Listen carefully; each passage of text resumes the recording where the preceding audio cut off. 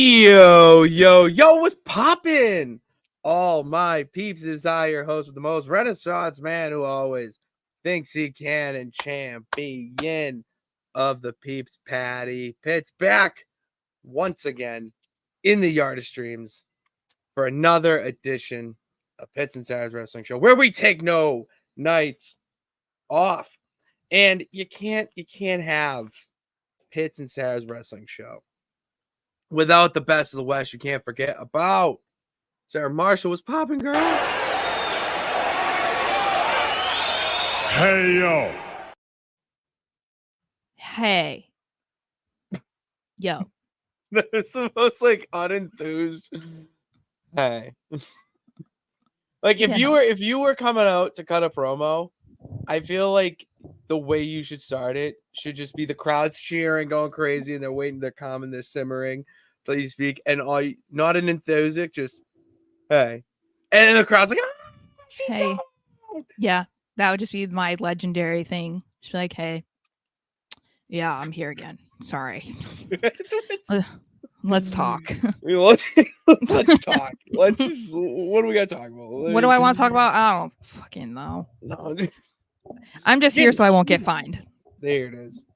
I just did you see Marshawn Lynch going around to people in the casino just going, "Are you a 49ers fan?" No, And I love God. Marshawn Lynch though. He is a gem to this world.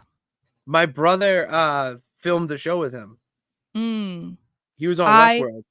I loved when he was on Conan and he was playing video games with them. It was before a Super Bowl. Oh my God, I love it. Fucking so funny.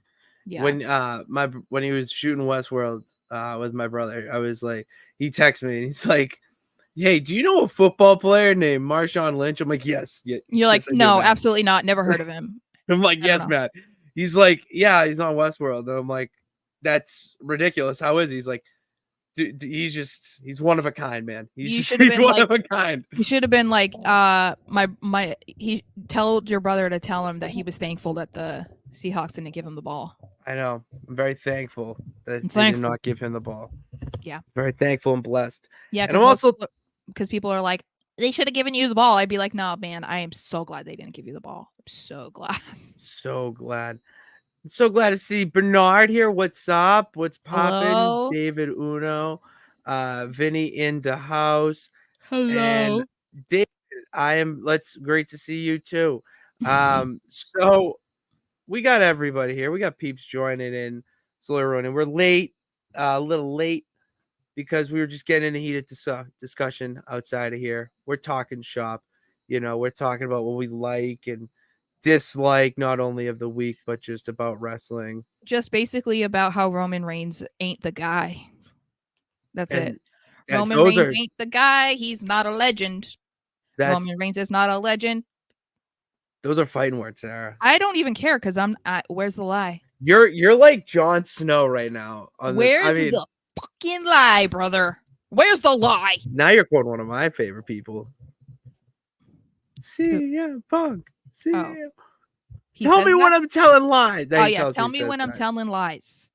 Let me drop my pipe bomb here. Just right there. Let me do it. We're gonna drop some pipe bombs today, maybe. Who knows?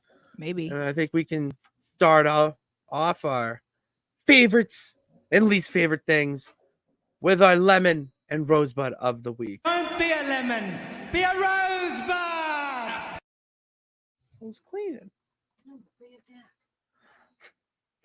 Don't be a lemon, be a rosebud. It is our lemon and rosebuds of the week. Our favorite and least favorite things in the wrestling universe for this week. And Sarah, as all great hosts of the most do, ladies first, what is your favorite thing in wrestling this week? It is the announcement or report from Fightful that Drew McIntyre, his contract has been extended beyond WrestleMania, mostly due to him dealing with injury and whatever. So that's exciting because his contract was up like right after Mania, so people were like, okay, what if they, you know, don't do anything with him at Mania, or that might mean that he's automatically losing. And I don't know, maybe kind of people felt like it might be foreshadowing what they were going to do with him, but now we know that he is extended, because it became a thing when people saw that he was being advertised for dates after Mania. And so I think that's why some of these, you know, reporters or whatever were digging into it. And so they found out that, yes, he is extended. I don't think that they said how long it's extended, but that they are still trying to get a contract done. And I really hope that this means that they're like close to it. You know, like Drew is still letting people talk, as he said, you know, saying like he doesn't understand why his contract of all people's is the one that people keep talking about. But this is the thing, Drew, that you're not realizing. The reason why it's being talked about so much is because people don't want you to go anywhere. Whereas other people, you know, like Seth's contract is up sometime, and like Becky's and whatever, but people know they're not going anywhere. You know what I mean? No, like you have that safety blanket there with guys, with people like Seth and Becky and whoever else. I don't remember who else's contract's up soon, but with Drew, you don't. So I think that's why, and I think he should embrace the fact that it's like, yeah, your contract is a specific talking point because people want you to stick around. They don't want you to leave. They don't. I said when you sent me the story, my immediate response was smart man. He's saying, let the internet talk. Let them talk. He knows exactly what he's doing. And at the end of the day, he's doing some of his best work right now. And he's doing it pretty. I mean, one of his main targets in the way is an injured CM Punk.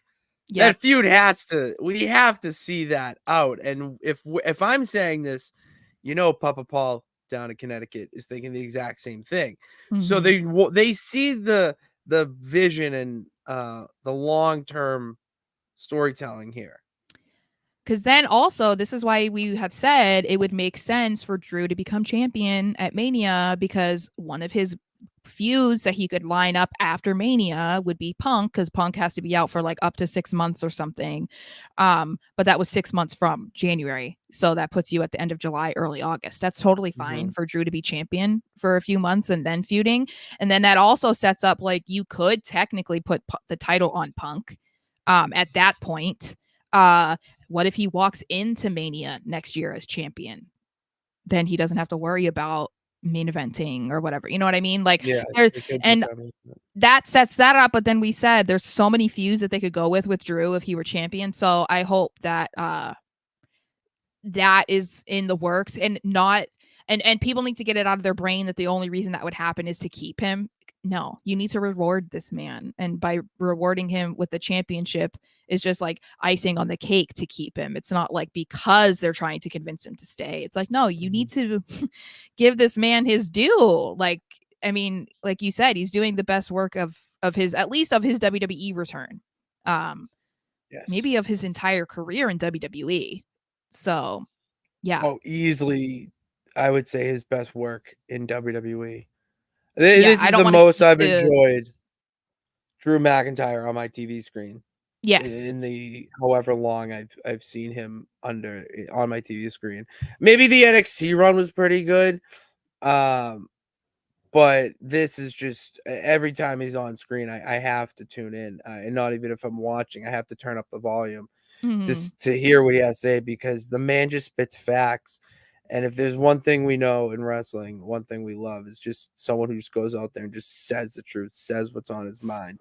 It's so funny. Like, it's so well done. And it's a great way to build up him and Seth too. It's a great way to build him up for him to have a main moment that he had ripped out from under him, you know. Yeah. So I agree.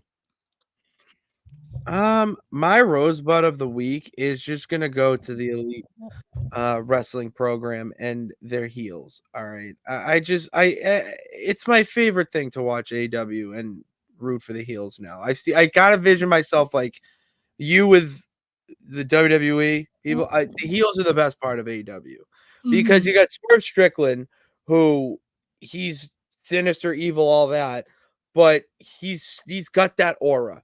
Like we talk about aura, and that word gets thrown around so much now. I really believe that he has some sort of aura because he has the whole entire arena dancing. Usually when that happens, it's because of a baby face or someone that like Yeah.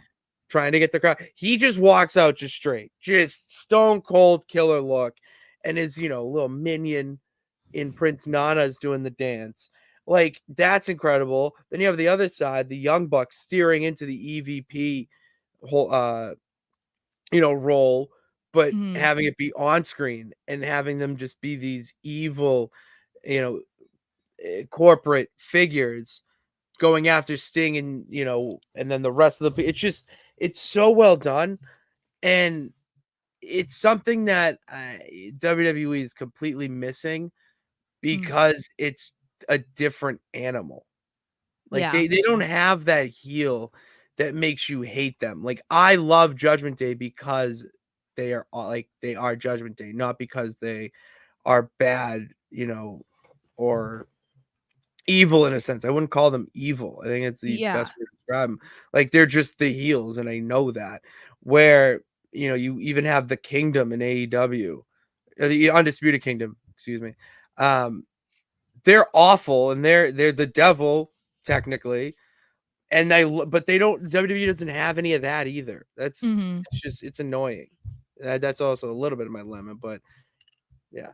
No, I agree because I told you that I still don't really understand how Triple H is the guy in charge, who's one of the most iconic heels in WWE history, and he can't get that. Like, he can't make that happen now that he's in charge. Man, Like, I'm very confused about it. So, is like, do we see a little bit of Elway syndrome where he doesn't want someone to top him I as a know heel? I don't want to think that, but it's like the more it goes on, it starts to feel like that. Yeah, but I feel like it's too early to say that about him in his tenure as the guy That's in why I don't want charge. to say it. Yes, Yeah, I agreed. think it's too early to say that. Obviously with Elway, it's like years and years and years, like minus the Manning era. But He yeah. had to do that. That Well, because but that doesn't take away from him either. That doesn't well, take but away from him. also Manning sucked his last year, so like he Oh, was defense won that. Defense won that. my goat never looked bad. So No, just even saying. when he was in the Tampa 44 Club. years old, 43, 43, 44 years old. I agree with this, Bernard. I relate wrestling due to real life situations and life lessons because that's basically what it is at the end of the day. It's just a dramatized version of it. I I think mean, that that has become more prevalent since Triple H took over. agreed. I think I that for a lot of the time that Vince was around, it was a lot of like bigger than life situations, like dramatized things that like you couldn't relate to. You know what I mean? Like it was meant to be entertainment. mhm, And I feel like that relatability factor was not there most of the time. There were hints of it, you could even say like the whole underdog story with Daniel Bryan, like that was relatable. very Um, relatable. Yeah, but I think that we're seeing it a lot more now, and it's not just singled in on one person. Like maybe people are connecting to that underdog story again with Sami Zayn right now, but then you could also relate to Drew McIntyre and his frustration or whatever, like Cody Rhodes trying to make his family proud and stuff. So it's like it's nice that it's happening more, and it's like different ways that you can relate to people now. it is. You have Richard saying, "If given Mm, good time, Cross could be the heel. He could. That's our last 2 minute drive here. That's our best mm-hmm, string of plays to try to get a good heel in WWE because I see it. You got the pieces. You mm-hmm, got the brute force in the Authors of Pain, and even have a little bit of a manager in yourself with Paul Ellering. And mm-hmm, then you have Scarlett, the mysterious, not mythical. What's the word? I'm like witchcraft type nonsense she does.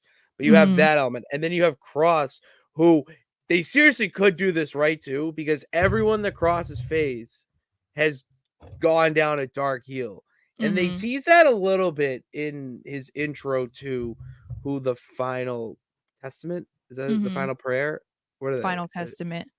Yeah, the Final Testament. That's what. the Final Testament, it gave another clue of who they are. Like, so Yeah.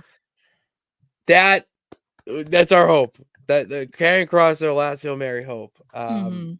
And I agree. Shinsuke is a great heel. He's their best heel on Raw, hands down. I disagree with his in work and win-loss record hurts his credibility. I don't think that at all. I just because he's a villain, he's gonna lose. And the in-ring, yeah, dude. Yeah. Oh, Yeah, sorry. I Okay. didn't I thought you were reading comments, so that's why No, I wasn't I'm well. continuing. There. Now you know how it feels when I say something and then you're just like I know. No shoes on the other foot.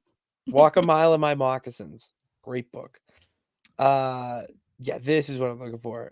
Drew is slowly becoming the triple, like slowly. He needs a little bit more like of an edge and a brutality. something in Elimination Chamber or something that he does at Mania, because I assume he's gonna win Elimination Chamber.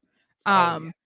He has to do something bad, you know, to like win the match or either match or both Like a matches. Like do piper. something that's really gonna piss people off and get that heat, because him winning is not enough. Like he needs to screw someone over or do something. Like he needs to do something to manipulate his way into becoming champion. And you know, I think that's the easiest way, because like the CM Punk stuff is great, but it's going to fizzle out after a while because people are moving on. You know, like people have already accepted that he's injured, that he is missing WrestleMania this year. There's nothing that they can do about it. He's not going to show up magically next week. You know, like it's a great talking point, but it's not going to be something that he can hold on to forever. So he's going to have to do something to try and garner that same type of heat, but with someone who's like actively around right now. What if he screws over LA Knight by using like a foreign object or something that he found in the chamber or something like ridiculous like that? I'm trying to think like I don't and think then he explain afterward. Like he go on a tangent about LA Knight the show. The I night don't think it can before be after. LA Knight though. If they're Really, how trying to come? set up Logan and LA Knight, Drew can't get involved. That's true. That is That's what I'm true. saying. Drew has to do something where it's like, It's gotta be bad. Like I mean, that's it's why I'm saying it could be against Seth at Mania. Like it might not be Elimination Chamber. He can keep doing kind of the similar stuff that he's doing right now, but then maybe like he does something against Seth at Mania where it's like that's like you know, because then also taking the title away from Seth is going to get people mad. But if he does it in a maniacal way, you know, that might get it more. Because I feel like as of right now, there's not really anyone that he could do anything to in the Elimination Chamber that would get him to be hated, especially because Sammy's not in it. it's not. Yeah. That's the easy way to. And now my thinking goes, if he's gonna do something maniacal to Seth, it's gotta be like he squashes him or something, or not only squashes, but in the manner of which he does it, like he just beats him to death with a chair, or Yeah, just like keeps throwing. breaks his ankle or whatever, Yeah, you know, like something, or his knee, does something to his knee. But yeah, I feel like they have to think of something. they do. I don't know, maybe he beats up Seth before their match at Mania. And then it's all like, uh-oh, what if Seth can't perform? I don't know.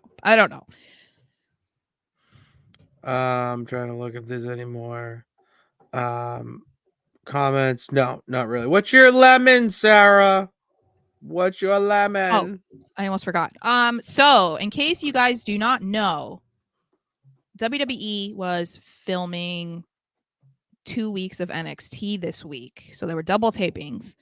And Shotzi got hurt in her, I think it was her NXT women's title match. It was title match against Lyra Valkyria. Yeah. And I haven't seen it, but from what I understand, it was just a weird circumstance that led to this. It was something that Shotzi was trying to do a certain move and it messed up her knee. I haven't seen anybody say what exactly it is, but it seems like it's an ACL or something. They blew out her knee.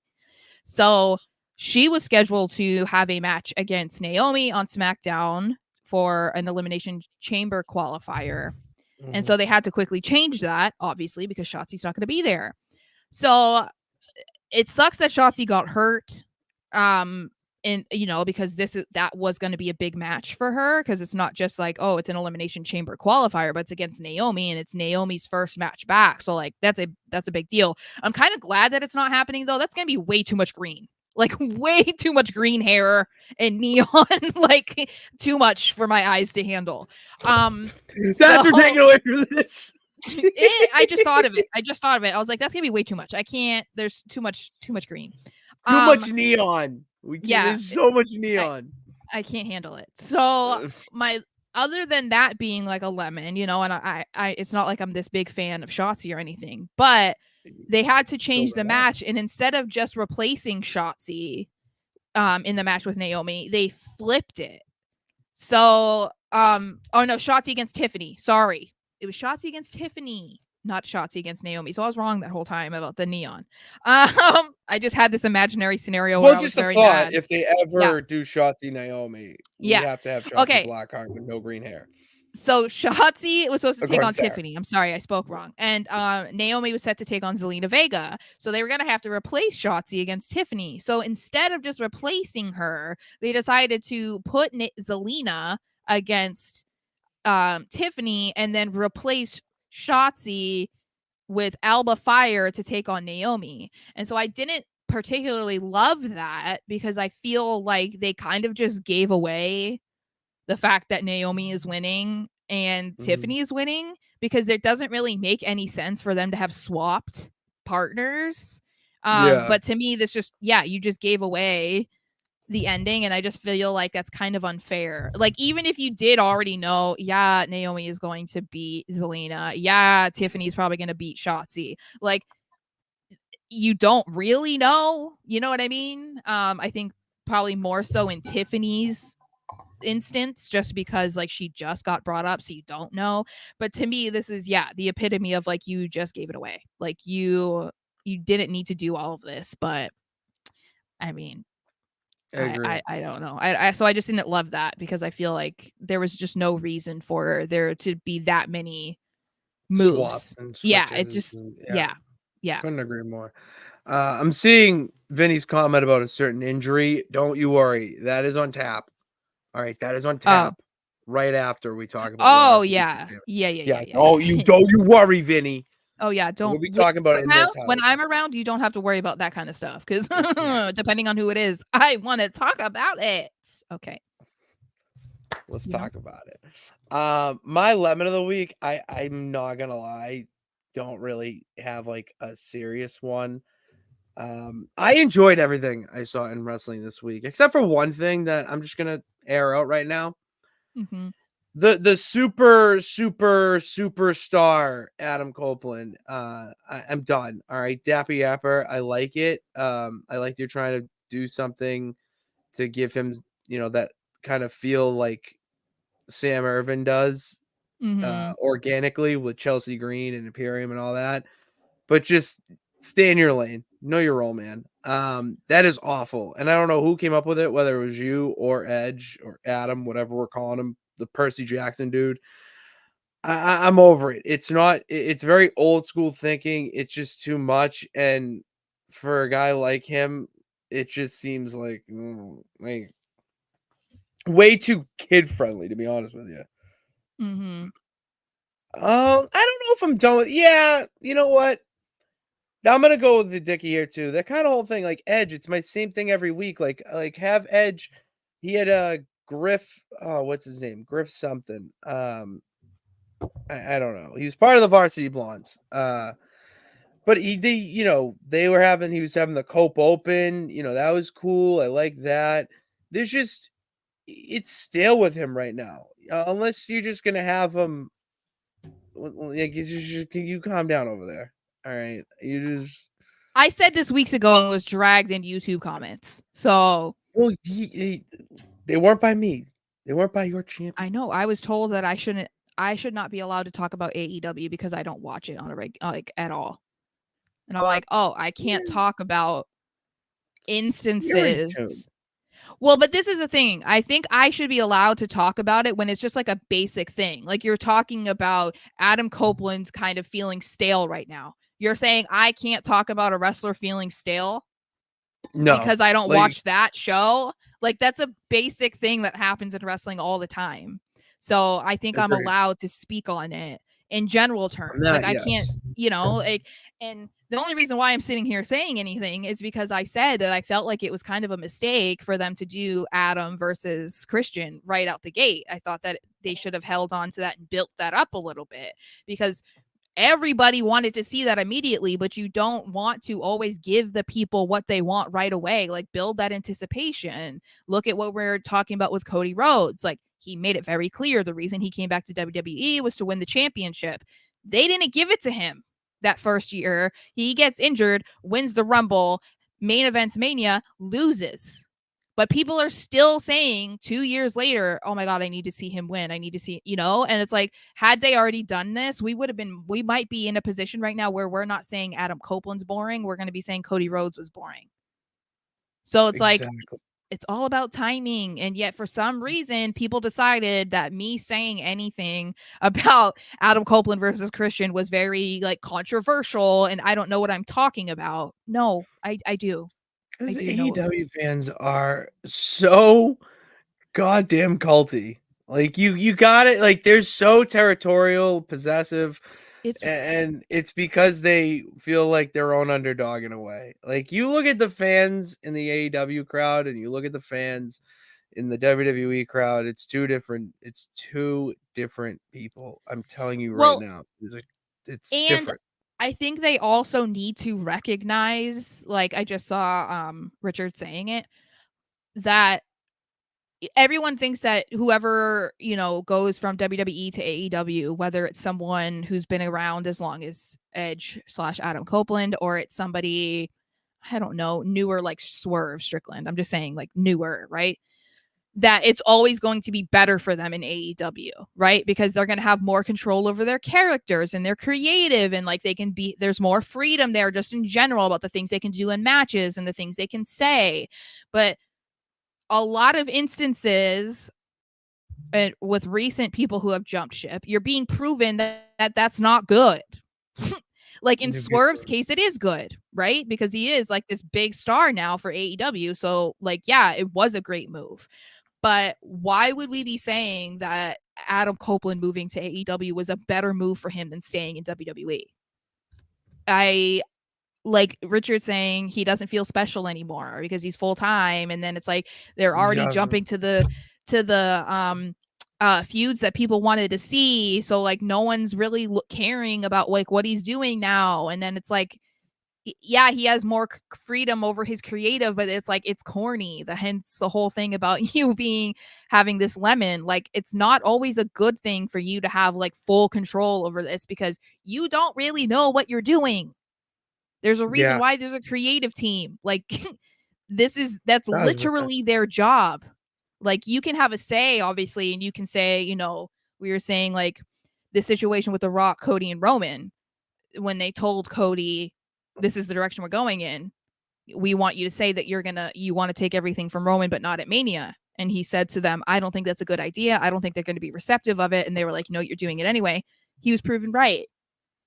But there's a huge difference between, that and dictating how you should be feuding with people and how your character should be talking. And like, I don't know. I just think it's the same thing with WWE. It's not always great when you go from TNA or AEW to WWE. It's not always going to work. But this idea that like Will Ospreay is going to be the hottest thing and the biggest star, or Okada going to AEW was way better than him going to WWE. Okay, well, recent history has proven that's not the case. So we'll have to see. But I think people need to get out of that mindset. Ospreay benefits more by going to AEW. Okada benefits less. Okada's, don't even get me started. It's not. I'm not happy about that. The only thing I can hope for, actually, that's my lemon to cap it off. In conclusion, my lemon is that Kazuchika, whatever his first name is, Okada, is not going to WWE because that would have been a mistake. awesome. He's taking the money. He's taking the money and probably a little bit more leniency in scheduling. That might be what it is. It's leniency in scheduling. It's not leniency in scheduling. And where is it? I saw a comment here. Okay, go ahead. Is it about Okada or? No, it was about Lexis King. Okay. Well, what I was just gonna say is, something that I think that these people don't consider too, especially ones who come from like Europe or New Japan, the way that wrestling companies work, like AEW and WWE in America, is way different than they do overseas. And so just like coming in and assuming like this is the best place for you to be, it's like things are so different that you have to really go in and like have serious conversations and like watch the product and kind of get a feel for it before deciding like, oh, AEW is the place to be because look, this is where all the New Japan people go and whatever. And it's like, is it though? Like they don't run things the same way. So I mean, there's a reason why like Mercedes Moné was getting dragged a little bit when she first started competing over there, because people were like, she doesn't understand how things work in Japan. Like you don't call people bitches and like, you don't do these things. And so it's like, I think that's a factor that's kind of like often ignored. But I like this comment here. I was gonna go to Lex King, but we get the Okada comment, so I'm gonna keep it coming. It is an interesting situation, Darian. It's a lose-lose because if he isn't immediately thrust into the championship picture, people are going to be pissed off. I agree, and it's not only the championship picture; it's more about who he's facing off with. Like you can't have Okada going up against Chuck Taylor or Trent Beretta on Collision. Like that's just ridiculous. Like, come on, even Okada having a Monday Night Raw or even a SmackDown match is a better feel and a more of a money grabber than him on Collision at all. It just, he's too big of a star for Collision. Look what it's done to Bryan Danielson and Edge, Adam Copeland, Ricky Starks. Like Ricky Starks is just kind of floating in the purgatory right now because it's stuck. You're stuck. Well, and I think when it comes to people like Okada, Mercedes Moné, Will Ospreay, the only reason why Tony's signing them is to say that he took them away from going to WWE. It's like that's basically what it is. And that's why you see when these guys go over to AEW that they're not booked properly or they fall flat after not, like a couple weeks or whatever. And it's not only a couple weeks, but you know what I'm saying? It's like the Punk thing was like huge for a while and then it was like, eh. And same thing with like Adam Copeland when he first got there, it was like, woohoo. And now it's like, So it's like, we don't know yet, but the same thing might be said about Okada at a certain point where you're kind of like, what is happening here? Or Will Ospreay or Mercedes Moné, like you don't know, but based on what we've seen in the past, it seems like, yeah, why would you go there? Like they're gonna have way too many people to deal with. So agreed, they do. Okada deserves his last bit of wrestling prime on the biggest stage. He won't feel special in AEW. He's already wrestled guys we want him to face. I would love like a Cody, Shin, Cena. Well, Cena could come back and face Okada. I don't hate that. I don't think Sami Zayn, Kevin Owens, Finn Balor, AJ Styles. Finn Balor, Styles. I know that's the thing is Dominic Mysterio. I'm giving him his flowers. I'm giving him his flowers. He wants to go to a WrestleMania. There's so many people. This is why people wanted Ospreay in WWE too, because like he's been able to wrestle so many people in his career because he's had the luxury of being able to be in New Japan, but then also do basically whatever else he wanted. But he hasn't been able to link up with anybody in WWE. And it's like, okay, so everybody wanted to see Will Ospreay versus Seth Rollins because it feels like as a wrestling fan, you deserve to see Seth Rollins versus Will Ospreay. You got and it. Now we make it happen. Probably never will because he's signed a multi-year contract with AEW and Seth is getting up there. So, and his body's falling apart. So, it is, I think it's unfortunate that this is what I said from the very beginning. This was a mistake. Going to AEW was going to be a mistake for Okada, but maybe he has to learn the hard way. I don't know. I want to get to Mr. Anderson's comment here about Lexis King to NXT was a good move because that's the other side of the coin that we're talking about. Yes, I agree because he wasn't being utilized in AEW. Like whatever they were doing with them, it kind of just like fell flat. And then they were like, okay, well, we want to give you a try. And he's very new to this. And the thing is like, yeah, he has the iconic name, but his dad passed away when he was young. He never got to see his dad or like learn directly from his dad. He's learned from watching his dad on video. Like that is exactly the same way as us. So him going to NXT, it was 100% the right move, because then they can like craft him and like teach him and develop him there. And then if that doesn't work, then that doesn't work. But like at least, you know, they're doing all that they can to make him into a star instead of just like throwing him to the side and being like, oh well. And that's why it's good that WWE has a performance center as opposed to AEW that doesn't. It's the same thing with like Jade. There's a reason why it's beneficial for people like her to come to WWE. I forgot a very important banner, but yes, We and might have to get rid of a few. we are gonna get rid of a few. Gargle, not at, not in. Okay. I forgot what I was gonna say because that brain blast just hit my head. And he does. He looks exactly He like his dad. looks exactly like his dad. Oh, I was gonna mention my guy who he's feuding with right now. Probably in my top 3 favorite NXT people right now, Obafemi. Oh, Oh yeah. my god, that man is a monster. It looks like he eats Priuses for breakfast. Like, it's insane. The man is just built different. I want to see him just annihilate NXT. I would be awesome. Chrome Knuckle? I don't know.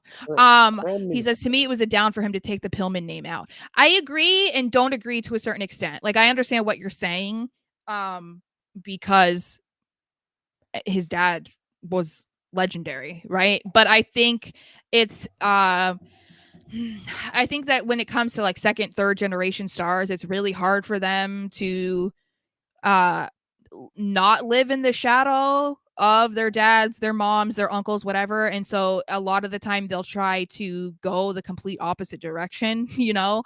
And I understand why he wouldn't want to do that, because you don't want to always be directly compared to your dad simply because you share the same name, you know, because it's not even Cody Rhodes, Dusty Rhodes. It's not like, oh, they share the last name. This is like literally he's Brian Pillman Jr. Like they can't get away from naming his dad.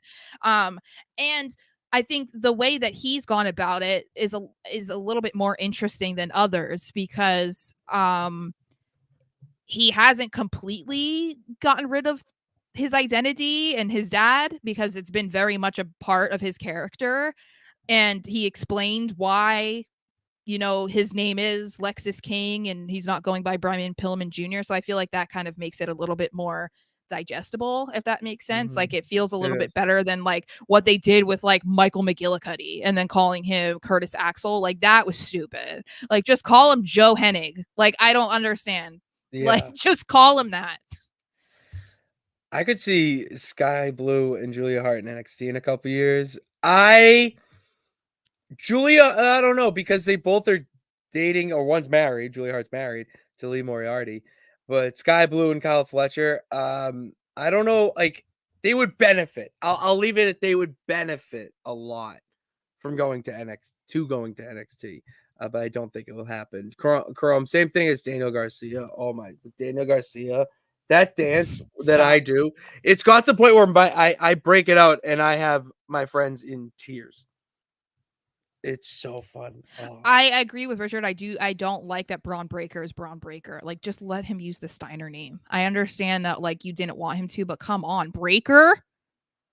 Come on. Okay. Braun Steiner. Braun Steiner hits. Well, what's his real name? Let me look up his real name. Because they also didn't need another Braun. Yeah. Braun Breaker. His real name is his real name's Bronson. I just said that. Well, okay, so his name is Bronson Reichsteiner. That's the real Reichsteiner. That's their So you should have gone Braun Steiner. They might do that. I'm telling you, they might do they couldn't go Bronson. They have Bronson Reed, and then they have, whatever. Braun anyway. Steiner. Yeah. Anyway, we should move on. What is popping? Because that's what it's like. There's a lot popping right now. I mean, we had our Lemon and Rosebuds take us down to deep paths in New Japan and AEW, and finding out what Bronson Reed. See, I just did it. That's why you can't have two Bronsons in right. Braun Breaker's real name. We had a fun time there. But what's going on in the wrestling world? All right. I'm gonna talk about this. We're going with the flow, Sarah. So I have some stuff here. May not get to it. We're just going with the flow of the conversation today. That's what All we're right. about. What the Champ of the Peeps does. And I think the way the conversation's going, it was already alluded to it. Ooh, it was already alluded to by Vinny. Sammy Guevara needs to relax. It's been reported and posted all Scene. over social media, seen, posted, everything. It's known.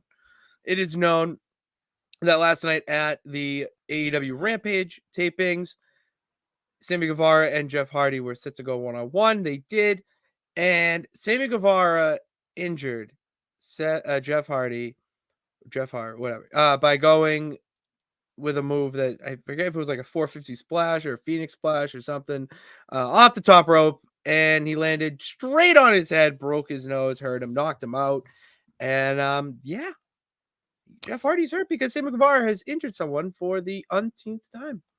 And that's the thing, is like, it's a controversial topic to talk about because injuries in wrestling happen all the time, obviously, and 99 times out of 100 it's an accident, unless you're Brock Lesnar and you purposely sock John Cena in the Yeah, face to break his nose. But I think that there are certain people who don't get as long of a leash in that regard, and I think Sammy has become one of them. And I understand why people are quick to defend him because, like I said, accidents do happen.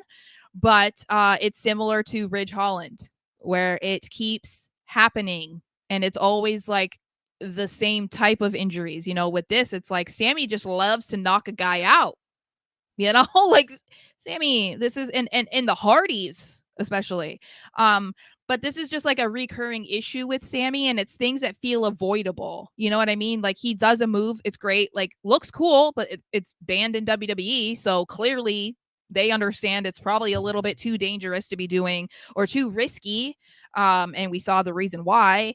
Um, yeah, so I don't know if it's just carelessness. I don't know. People were saying maybe he needs more training. Like, I can't speak to that. I'm not a wrestler. I'm not a wrestling teacher. Like, I can't say that, but there's something here that is problematic because accidents happen, but when it keeps happening to the same person, is it like, you can't just say like, oh, accidents happen. It's like, it's the yeah, you same can't. person though. It's the So same person weekend, and it would be different if he had someone in his corner that was, just could throw out names, but like a Kenny Omega, the Young Bucks, someone like that. But he has Chris Jericho as his mentor. I don't think that's the best mentor to have right now in mm, AEW stance and all that. yeah. So I think that hurts him a little bit too. And the thing is, I do find Sammy very entertaining when he's on TV, and I like watching his matches. But I'd be lying if I said I didn't think he was reckless. He is. But that's what And happens when you're that young and think you can conquer everything. Will Ospreay had to go through drastic, there's the word, drastic change in style. And look where he is well, now. So it's and all we about said you. the same thing. Seth Rollins had that time period too, where it was like Oh Finn my Balor and God. Sting. It's like it was a big deal, and I was like, "What the hell?" And I'm like a And that's your big, guy. That's yeah. your So guy. it's like, I just think, yeah. I mean, I'm not, because I see Chrome being like, "Don't blame him. It's not his fault." We're not saying he does these things intentionally, but we're saying that there's a pattern here. It's like, Mhm. if you keep injuring people, accidental or not, there's something there. And then I would say one of the bigger issues is, as Richard said, they tried to continue the match.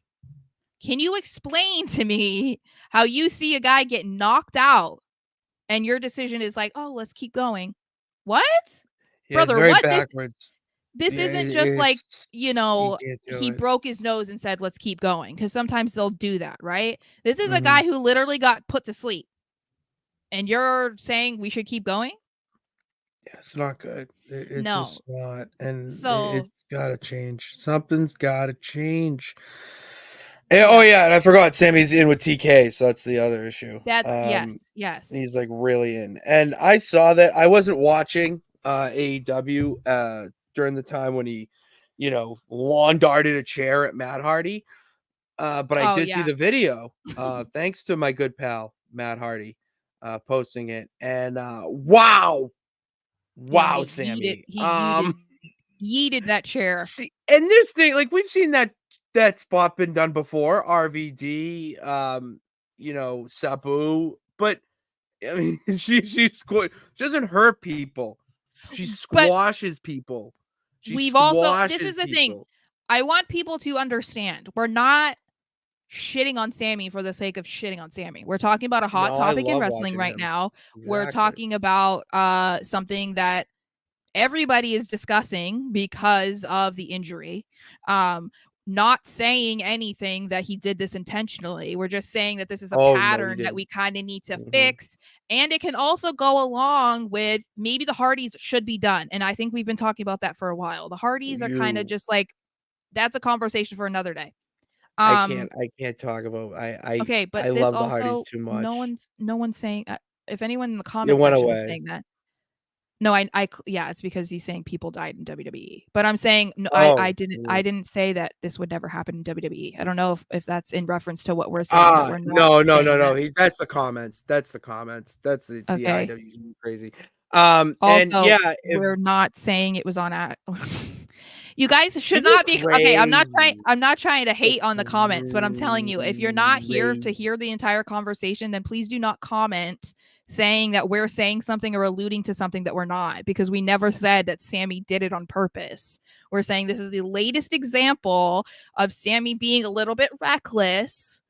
And maybe there needs to be some sort of conversation with him, or maybe he just needs to like chill out on trying to do certain things that end up injuring people on accident. We're not saying anything. Like, I'm not hating on the guy. No, we're not. It's all about safety. And if you want to go to WWE and say, well, you haven't mentioned WWE, well, Ridge Holland.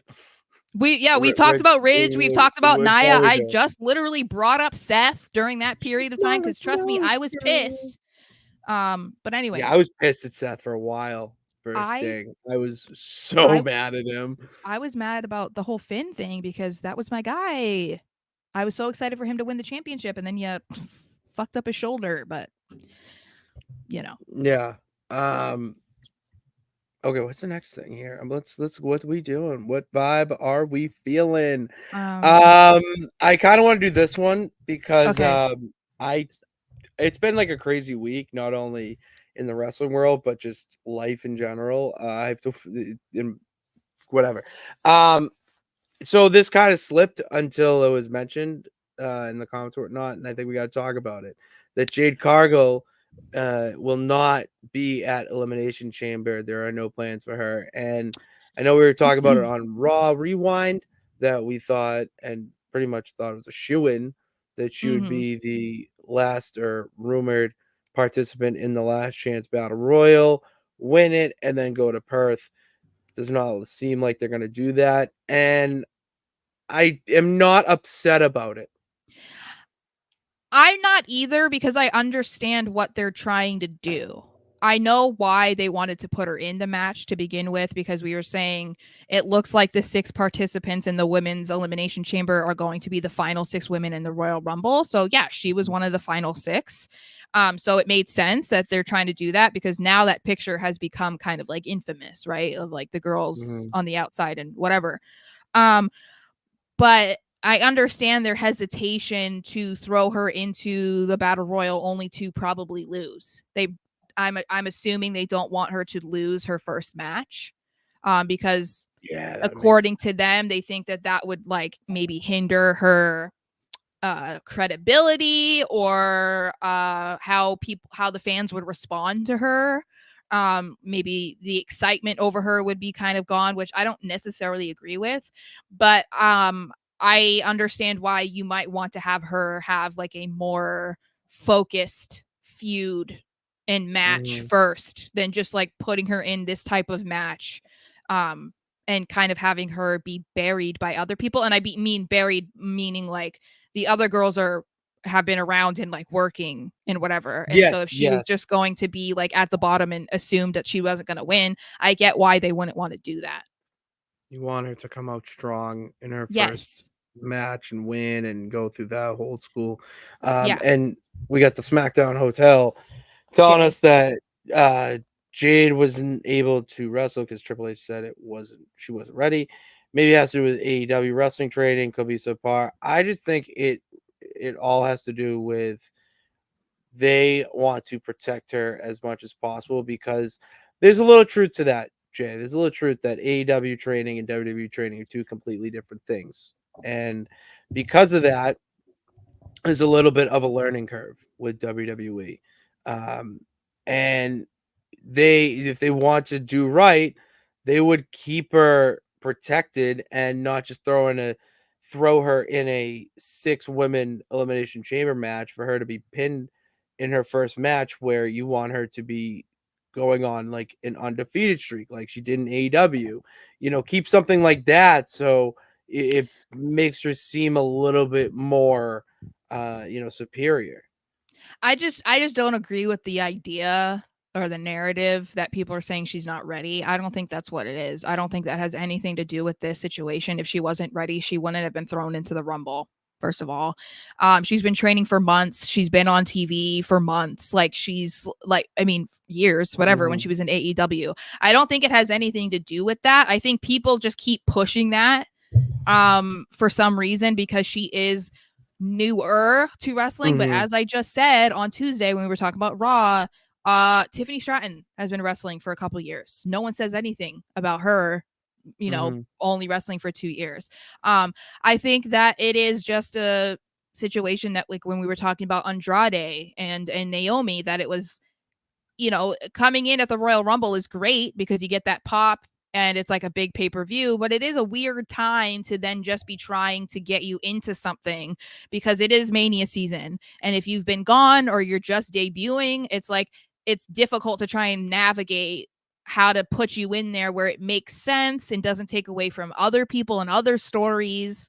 And so I think with Jade, we're probably going to see her at Mania. I really wouldn't be surprised if something comes about based off what happens at the Elimination Chamber that they go with afterwards. I think that when it comes to throwing her into a number one contender match, that's part of why they were like, maybe we should hold off on it, like that. And then also not wanting her to lose her debut match, basically, because the Battle Royal is not a debut match. Royal Rumble is not a debut match. It's not a debut match. It's so not.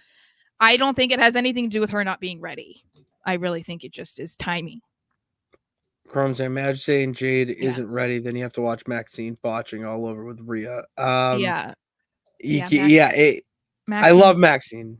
Yeah, she's rough right now. She's rough around the edges. She needs NXT. She does, and agree there. We need to see her in NXT a little bit more. I'm trying to see more comments. I saw a lot of good ones. It's a question I was going to ask you about this. So you're more in the boat of it has nothing to do, not nothing. That's the wrong word. It's more or less having to do with timing with Jade than anything for her to debut. I think so, yeah, because she's been literally training for months at the Performance Center, and it's not like she walked in without any wrestling knowledge or any wrestling background. Like she trained at like Cody Rhodes people. She trained at so that's what I'm saying. It's like it's different. Like I keep saying Tiffany, but that's just because it's another relevant a person in this conversation. Tiffany was an athlete. She was a gymnast. Like she came into WWE with literally she didn't have any wrestling training. And look at her now. So it's like the argument that somehow Jade doesn't know what she's doing or she's super green and is going to be bad. Like, no, like I don't think that's the case. She might not be 100% perfect, but there's plenty of veterans who aren't 100% perfect either. So it's like, I think it's just a matter of wanting to maintain her hot streak, of people feeling that way and being excited to see her, while also trying to make sure that she looks strong and putting her in a situation where she's going to benefit from, rather than throwing her into something because you just want to get her on already and it's not going to make her look great, by having her lose. Or, the other women that are in the Elimination Chamber match are huge names. So you don't want her to then not hold up being aligned up with them, if that makes sense. Agreed. I do agree with that. Because I'm on the same boat. I'm on the same boat with you. That it does nothing to do there. I'm trying to see if there's any more. I mean, yes, Darren, I will say that Tiffany Stratton is, that's a generational talent. I that girl is going to be a multi-time women's champion one day. I'm I so cannot wait excited. for that. And then let's go to some more banners here. We got I kind of like this. We're jumping from brand to brand here. We're really expanding our horizons, because this one we can all agree that Scott D'Amore resurrected TNA before Anthem swiftly booted him from his position. And it's actually was it reported by Fightful? Was it that? Because I'm I not saw it sure. with I saw it from Matt Cardona, for who he here it is. Yeah, SRS, our good pal SRS, tweeted that several TNA talent sent a letter to Anthem to express their frustration with Scott D'Amore being pushed out of the company. And if you want to go check out, the Word document that he posted, essentially, in his pictures, go check out Sean Ross Sapp on Twitter. But basically, it's just a report saying how there's people that wanted Scott D'Amore to not leave. And Matt Cardona is saying that he gave him an opportunity, like during the pandemic when WWE fired him. Being in Impact gave him the confidence back, and he was able to go on and become the deathmatch king and indie god. Here's the thing: why is that relevant? What Matt Cardona says? Matt Cardona is without a doubt the hottest and best indie star right now, and without TNA and Scott D'Amore, we might not have that. And I gotta stand with my wrestling peeps here that Anthem fucked up. Pardon my French, but they fucked up. I think this is just another example of the people who own a wrestling company or whatever, that they're so out of touch with what actually goes on in wrestling and like how important people are to the wrestling business. And they think that they can just come in and it's like, we'll be fine. It's like if Endeavor, like with Endeavor, if like TKO started making moves, right? Like we the assumption is that they did something with The Rock to put The Rock into Cody's spot, right? And look at that. Look at the blowback, right? And luckily in that situation, it was something that they could pivot from. Firing somebody is not really. I mean, how do you can't just like be like, LOL, just kidding. You know what I mean? So I think it says a lot when talent is coming out and saying that, especially with a company that has been thriving in recent years. And people were, it was generating excitement over the fact that they were going back to being TNA. And there's wrestlers that were leaving WWE and they were choosing to go to Impact when they very easily could have gone, to TNA. When they very easily could have gone to AEW, but they weren't. They were choosing to go to TNA. So I feel like that tells you a lot as well. And I don't know how they really fix this, because wrestlers aren't going to come out in droves to defend somebody and say that, this person shouldn't have been fired if they don't honestly mean it. And it's not just one or two. It's like a bunch of people coming out. So you don't want it to be something that impacts them negatively, because I don't wish that upon, a wrestling company. Yeah. But it's like, it might happen simply because of a decision that you thought was the right move, which very clearly is not. Very clearly is not the right move. I don't know why they got rid of him. It makes no sense to me. Yeah. And I hope it gets fixed. And if you bring back WC, yeah, it's not the same. Let's talk about this. Yeah. LA Knight was asked on the bump. It was about WrestleMania entrances, and it got talking about what if Usher performed "Yeah" for his WrestleMania entrance. Obviously, Usher's a hot topic right now after playing the halftime show at the Super Bowl, and LA Knight did not shut it down. He was all for it. So, Sarah, does that mean that we should? I know it is. We should see him. I need it. I need this to happen because WWE, you have the money. So if Usher is going to be one of those guys that's like, I won't do it for less than 300,000 or whatever, I don't know, Whatever a million, money. you got it. The thing I love about this though is how funny it is. You know what I mean? Like, there's no relevance between Usher and LA Knight. It's not None. even like LA Knight is like, I don't know, similar to Usher or something. You know what I mean? Massive Like, Usher fan. Like, yeah, no, there's nothing. no connection there. And I just think this is hilarious that it's like he just, his catchphrase just is yeah, and Usher has a song called Yeah. So it's like, yeah, let's have him sing me to the ring. I think it's funny because usually when that happens, the person that is performing the song is literally the singer of their entrance theme. So this is so different and would be pretty iconic, I think. For WrestleMania 40, for LA Knight's first Mania match. The fact that it's Usher, I mean, they get pretty big stars to come in and, sing the national anthem, or they've had bands come in and perform people's entrance music. So to me, this would be like, yeah, take advantage of the fact that he was just at the Super Bowl performing songs. This would be hilarious. Like, I want to see this so bad, and I'm almost bummed that I saw this because I'm like, it's probably not going to happen, and I'm going to wish that it did forever. So I was listening to LA Knight's theme song today. There is a way that you could do it. Okay, there's a way to mix it and do one of those club mixes where you start off with yeah, like it's Usher performing, and then during like a break or something, you go into the LA Knight, like his music, and you can morph it. There is a way to do it. I'm not gonna sit here and say I found the way to do it, but after hearing it, I was like, okay, you could do a transition here and make it work. All right. I wish I was closer with the alumni at Quinnipiac who works for the music department in WWE, but because I could shoot him that idea. But there is a way. Like I was listening to it and I don't know. I can see it and imagine if during everyone just chanting yeah as he's walking down the entrance ramp. So Just good. and thing is he's not kind of like a Swerve Strickland where he just like so focusing, like, yeah, you hear the voice, like he's just talking to himself, you can hear him in the camera, and he's just going like, oh, that would be so iconic. That It would would be so be good. unbelievable. We need to make it happen. Like we need to make it happen. Yeah. Oh, I can't.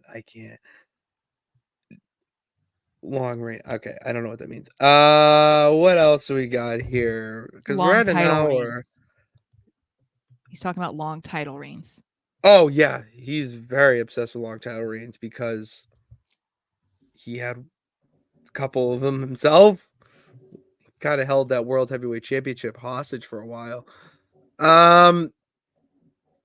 Yeah, we'll do this one because we're talking about WrestleMania, and it is rumored for WrestleMania 41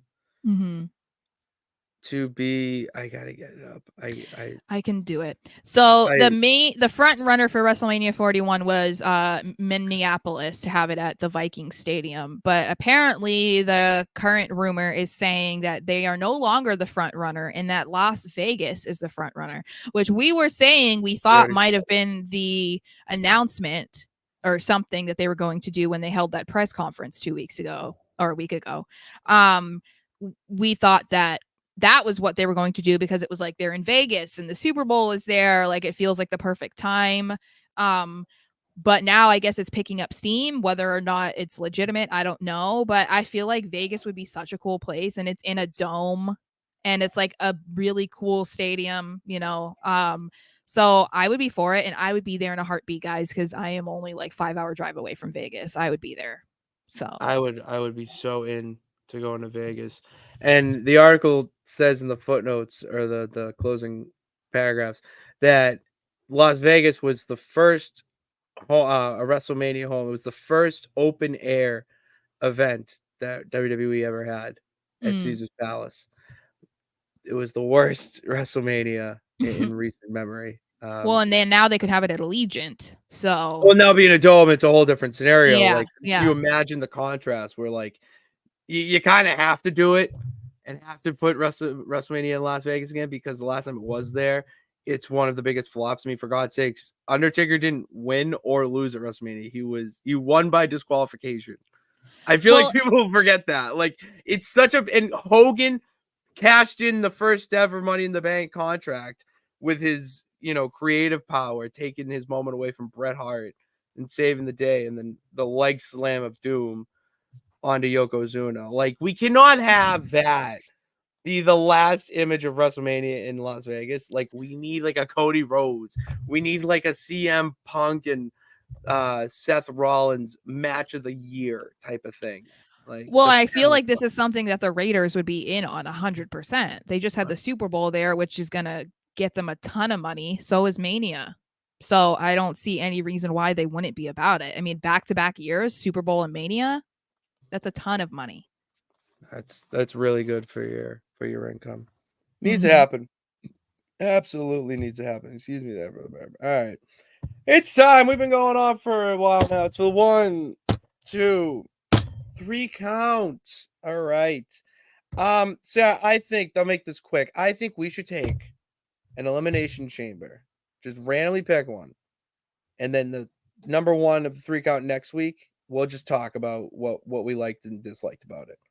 Get us hyped for the elimination chamber. Because, like, the elimination chamber, it's not like the Royal Rumble. But it's a fun match. It's nice to rewatch. But I think we should just pick one. And just, or have the people tell us to pick one. Why don't you pick one? Because I'm like, I always pick. Okay. Do we want to do the same one or different ones? I think we should do the same one, because maybe we'll have different takes about it. Maybe we'll have the different takes. Or maybe, just ask the comments. Which year of Elimination Chamber should we watch, guys? Pick one. First one to say a year, we're gonna use that one. Because there's so many There's the first one. It's been at 3, 4, 5 different events. I think it is. I think it's the match type has been at 5 different events. Chrome says, should Mello versus Trick happen at Mania? I would say maybe not WrestleMania. I'm assuming it's going to happen at Stand and Deliver. Stand and Deliver. I assume that's when it's going to happen. And then maybe Mello gets brought up to the main roster. I'm assuming that's what they're going to build for, because I think that is a match that is worthy of being the same weekend as WrestleMania. I assume it will not happen at Mania. I don't think they want Trick Williams on the main roster yet, even though he definitely could be, but I think that they'll want Mello up first. But yeah, I expect this to happen at Stand and Deliver, and we will be there. So he says go ahead. Yeah, New Year's Revolution. When do you know what Edge cashes in on Cena? Oh, do you know what year that is? 06. I was gonna say, okay. Yeah, he says 2006. Okay. All right. So we're watching the entire pay-per-view or just the elimination? Just the match. Just the match. Let's not go. No. Okay. No, I'm focusing strictly the match. So I'm gonna have my heart broken, is what you're saying, all over again, because my man's gets cashed in on. Yeah, he gets cashed in on by the Rated R superstar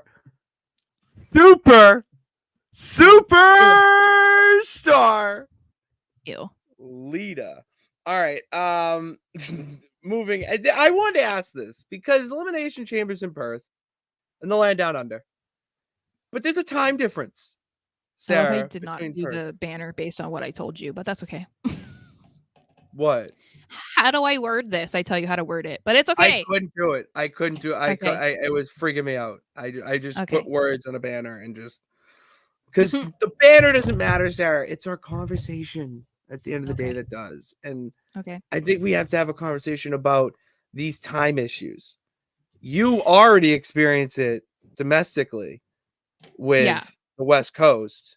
Now you got even more of a disadvantage, and now I'm more on your team than ever with Perth, Australia hosting the Elimination Chamber this year, and the show starting at 4:30 if you count the 2:30 my pre-show. time. Mm-hmm. 2:30 your time. So I'm kind of torn on this only because, like, in a way, it is alienating a huge chunk of your audience because Australia is on like such a different time zone than most other countries that are watching your product.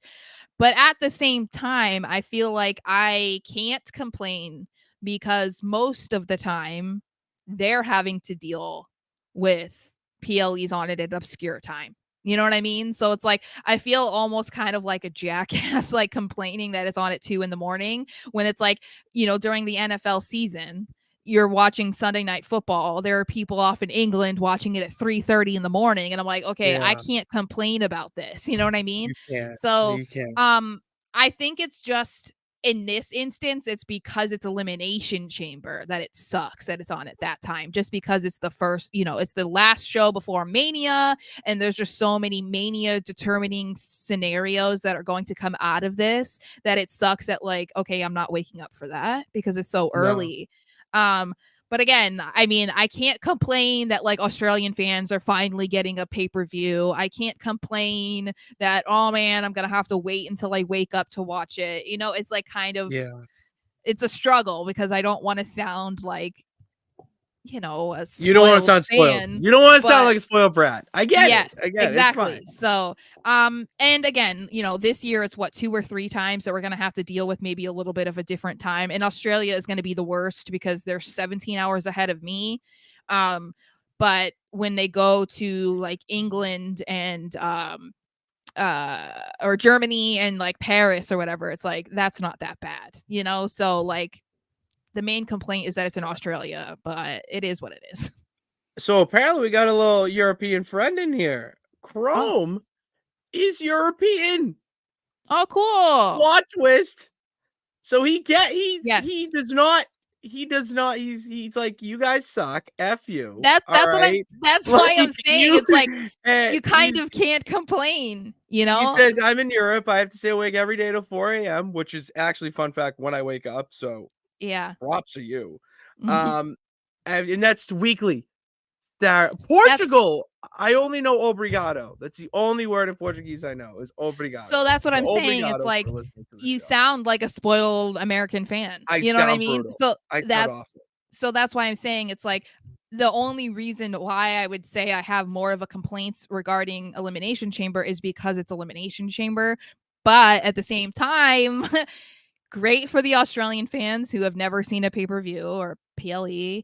And then it's going to be at a more normal time for like the whole rest of the world for the most Yeah. part. So it's like, I'm Like, not could you trying imagine a to. WrestleMania there?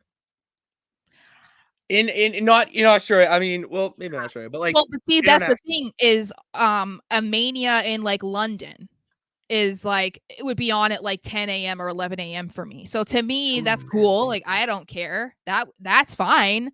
That's better than 2 a.m. You know what I mean? Like, it's more so like they can't cater to every time zone, and for the most part it's always an American time. So I mean, we're really the last people who should be complaining about this. It is. Yeah. There really is. We have friend Lisa. She's saying the US title's getting old. Well, it's Lisa, I'm sorry. You're wrong. It's not even the US title. Oh, it's the Gillette, my football show, the Gillette Oh Gazette. I'm forcing him to get an upgrade when we go to Mania, guys. He's gonna We get a have to. legit. He's gonna get a legit like adult sized Yes, replica adult that's like $400-$500. Don't worry about it. He's getting a legit one. We're getting a legit one. This Yeah. is what happens when you have arts and crafts time with Uncle Pat. Okay. And they're he's just gonna like, get like a WWE title or an Intercontinental. He's not getting US title. no, I'm not getting. Yeah, so there you go, Lisa. Just wait a month and a half, and Yeah. you're gonna see a different title. Wait, hold on. Do I have anyone around? Oh no, the only one that's up there is right World there. heavyweight, but it's also a child size. So You gotta work what you got. Gotta Mm. work what you got. R.I.P. Mac. And then this is the last thing I want to bring up because I don't think it's human. Charlotte Flair. pretty much name the injury to your knee that you can have, and she had it. Torn ACL, I think it was MCL too. No, she tore some what meniscus, something to do with her meniscus too. Point is, she destroyed her knee in that one move in that match against Asuka. And that was like what, 2 months ago, maybe? Yeah, not even. It's 6 3 weeks months ago. since she had the surgery. Yeah, And, 6 weeks since she had the she surgery. is doing mountain climbers. She's doing, a lot of footwork, a lot of balance stuff on her leg. Pretty much putting weight on it where I would say normal people like you and I, Sarah, and the peeps in the chat would struggle in Yeah. PT. Like just how was your day? I can't walk physically. I like it would be so banged up, but she is doing better workouts than I would do right now in my state. I'm not gonna throw out that she'll have a match at Mania, but I have a weird inkling we will see her at WrestleMania. I think she'll be there, but I don't think she's going to be wrestling. I don't Yeah. think they want to risk that. Like, even if she is as far ahead in her recovery as she is, it's like that's a serious injury that you really don't want to mess with. So, I mean, I guess it's possible. I feel like I wouldn't recommend it. I'm not a doctor, so I can't say, it would be bad. But to me, it's like you suffered a pretty bad injury. You don't really want to rush back for the sake of rushing back because you feel like you can. And clearly doctors will clear her or not. But also I feel like it depends on like how early she could come back, because you don't really want her to come back like 2 weeks before Mania. And then it's like, and then what are we doing with you? You know what I mean? Exactly. Like, you don't fit here. You're not in the plan right now. So I don't know. That's insane. Just give her some sort of, maybe, there's that weird moment at WrestleMania every year that they just have someone come out. We'll say like the bathroom break in the crowd. Shane McMahon tore his ACL last year during it. No, his quad. He tore something. He tore his during that. quad like his dad, but his dad tore double quads. Both. Always trying to outshine his son. It's incredible. And so I could see her coming out and doing something like that with, maybe a wrestler who didn't get on the card and is like, I demand to be Or Jade, like she sizes up Jade again. Ooh, size up. Ooh. See, Yeah, but there's then we need Charlotte on Raw because Jade needs to be on Raw. Oh, she can manage Andrade. I mean, that's not a bad idea, but at the same time, she might not want to have that, like, because like, Chelsea was asked about Matt Cardona coming to WWE, and she said it's not a matter of if, it's more of a matter of when. And she said, she doesn't really want to necessarily work with him, but like if that were the case, and that's fine. And I also saying it was Chris Van Vliet. It was saying that it would be really cool to see him debut as Matt Cardona in WWE. I think that would be cool. But she got to work with him in the Indies and in TNA and whatever. So Charlotte might not want to do that with Andrade. She might not want that role. They might want to like keep it separate for now, because it's like Becky and Seth, I don't think really wanted to like have their relationship on display on Raw, but then they threw them into it. So it's not always something that they actually want to do. Agreed. Yeah, that's all I got. That's all we got today. The comment's been great. Great conversation. That is not how the show is planned at all, but that's how we do it. The interaction is huge, and it gives some great conversation that will be cut up into some clips over at the YouTube channel in the archives. If you're new here, welcome, and go hit that subscribe button. All right, hit that bell notification to know every time we go live and post. Go defend us in the comments. That's what we love. We read our comments. We love to hear the peeps. Defend us with Gunther. All right. Like I'm over getting trashed and you getting trashed with Gunther. That's our guy. I know the peeps in here love our guy. So let's stand up for that. And in the meantime, also follow all our social media platforms, which are in the description below. And that's all we got. We'll be back on yeah. I forgot to mention this. We'll be back next week. And until then, thank you guys for tuning in. God bless. Remember that you could do it All you gotta do is try. We will see you next week. Yeah. Yeah.